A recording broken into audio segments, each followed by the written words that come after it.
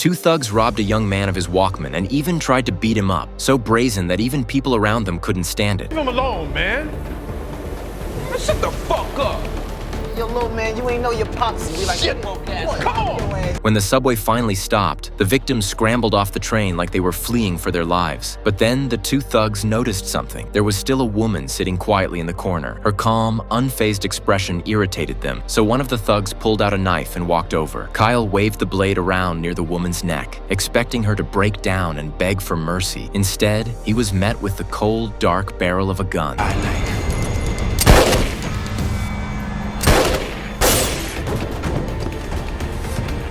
The woman who pulled the trigger was, in fact, a victim herself. Not long ago, Erica had been walking her dog in the park with her fiancé David when the dog suddenly ran off. They tracked it down under a bridge, only to find a group of thugs holding onto it. When they approached, the thugs tried to extort money from them. David stayed calm and told Erica to hand over their belongings, but the thugs clearly weren't satisfied. They started harassing her. That's when David realized there was no reasoning with them, and he finally fought back. But the attackers had metal pipes and quickly overwhelmed him, smashing a bottle over Erica's head. Even after the two fell to the ground, the thugs didn't stop. Some of them were even laughing while recording everything on camera. They beat the couple mercilessly until Erica lost consciousness. Hours later, Erica and David were found by passers-by and rushed to the hospital, but it was too late. David didn't survive. Erica remained in a coma for 3 weeks. When she woke up and learned of her fiancé's death, she was devastated, but there was nothing she could do to change it. The police showed her photos of the suspects, but due to her head injury, her memory was blurred and she couldn't identify anyone. A month later, Erica was discharged from the hospital. The world felt both familiar and strange. Someone she loved was gone forever, while the people responsible were still out there. She found herself anxious and fragile. Her physical wounds had healed, but inside, she was still bleeding. She went to the police station to ask about the case, but faced with cold, mechanical responses, she finally understood something. No one else can truly feel your pain. Disappointed, Erica walked into a gun shop. Maybe a weapon was the only thing that could give her a sense of safety now, but the owner told her she needed a permit first, and the process would take 30 days. Just as she left the shop, a shady gun dealer followed her and offered her a K9. No paperwork, no waiting. Erica agreed and even had him teach her how to use it. That very night, she stopped at a convenience store. A man walked in and started arguing with the female clerk. From what she gathered, they used to be married and were fighting over custody of their child. In a fit of rage, the man suddenly pulled out a gun and fired at the woman. Erica froze in fear, crouching down and not daring to move. But at that exact moment, her phone rang. Hearing the sound, the man turned toward her with his gun. From behind a shelf, Erica pulled out the K9 and fired without hesitation.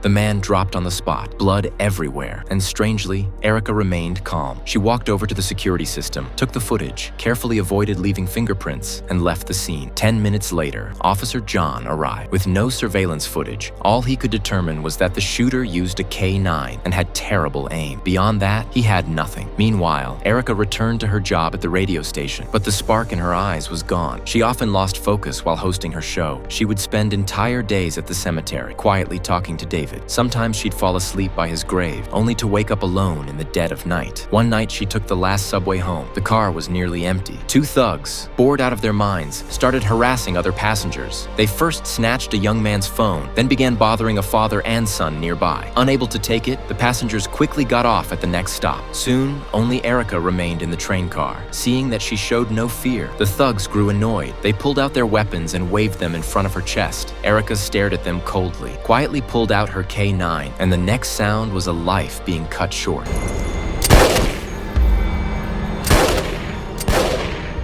When Officer John examined the scene, he noticed something. The weapon matched the one used in the previous case, and the victims were all known troublemakers, which meant someone was cleaning up the streets in his jurisdiction. One day, John ran into Erica and recognized her as a radio host. He was actually a loyal listener. Sympathizing with her situation, the two struck up a conversation. At that moment, a man appeared on TV. John told Erica he was a notorious smuggler, involved in everything from trafficking to murder. But without evidence, the police couldn't touch him. His wife had once tried tried to accuse him, only to be found dead days later, ruled a suicide. Everyone knew the truth, but no one could prove it. Erica asked why even he couldn't arrest the man. John smiled and said, "Because I follow the law." That night, unable to sleep, Erica wandered through dark streets. She felt nothing anymore. Fear no longer existed for her. She stopped beside a car where an older creep was assaulting a vulnerable young woman. Erica got into the car and used her K9 to force him to let the girl go and pay her. The man complied, but as soon as Erica and the girl stepped out, his expression turned vicious. He started the car and drove straight at them. Hearing the engine, Erica shoved the girl aside and calmly fired at the vehicle. The man died from the gunshots, but the car went out of control and hit the girl. Erica had no choice but to call the police. She watched as the patrol cars arrived, then quietly slipped away. Even though those she killed were criminals, the weight of it still tormented her. The next day on her show, listeners called in to debate the so-called vigilante. Was this justice or just lawless violence? Opinions were divided. One caller bluntly criticized Erica, saying this wasn't something that should even be discussed on the radio. It only proved how broken society had become. Erica finally couldn't hold it in anymore and went to the police station. She intended to turn herself in to end this self-inflicted torment. But at the last moment, she changed her mind. She still had something left to do. Next, she tracked down the smuggler John had mentioned and confronted him. Her intense questioning left him confused. He didn't even recognize her, assuming she was just an annoying reporter. A fight broke out. The smuggler struck her with a metal hook, injuring her. Erica rammed her head into his nose and grabbed the hook. 2 hours later, Officer John arrived at the scene. The smuggler was dead. While examining the area, John heard an elevator bell, and something clicked.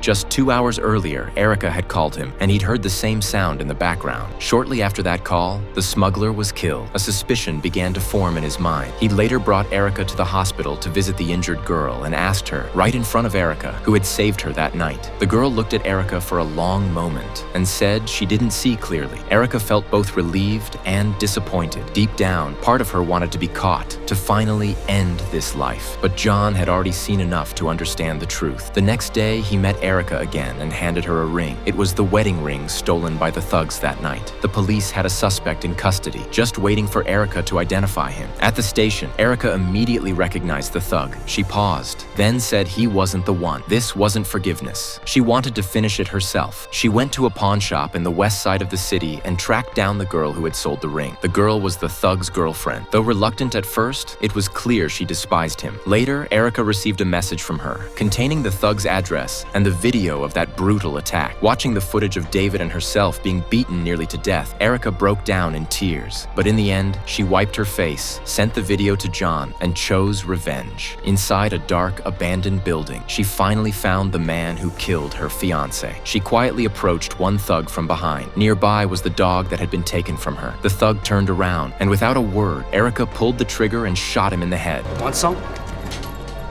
I want my dog back.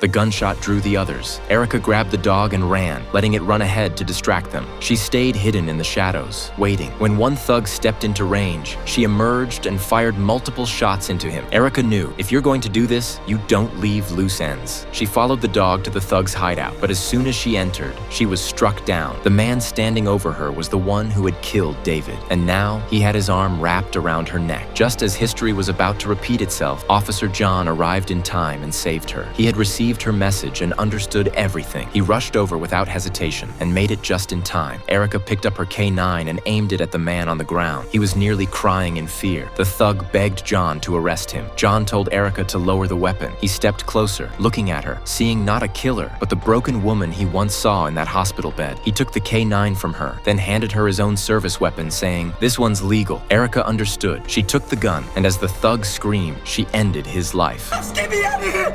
Don't leave me for the fuck! With it all over, Erica finally felt a sense of release. She asked John to arrest her. John replied that no one would be arrested tonight. All the criminals were dead. The vigilante didn't exist. As far as the story goes, it was just thugs using a K9 to kill each other. To make the story complete, she just needed to shoot him once with the K9. Of course, it would all be written as self-defense. He killed the thug on the spot. A clean ending. And just like that, the story ends. As a victim, Erica chose her own way to find redemption and healing. The bad guys got what they they deserved. But can Erica truly move on from the darkness? Probably not. She did nothing wrong, yet her life was shattered. That's the cruelty of this world. The fact that tragedies like this haven't happened to you or me doesn't mean we're stronger. It just means we've been lucky.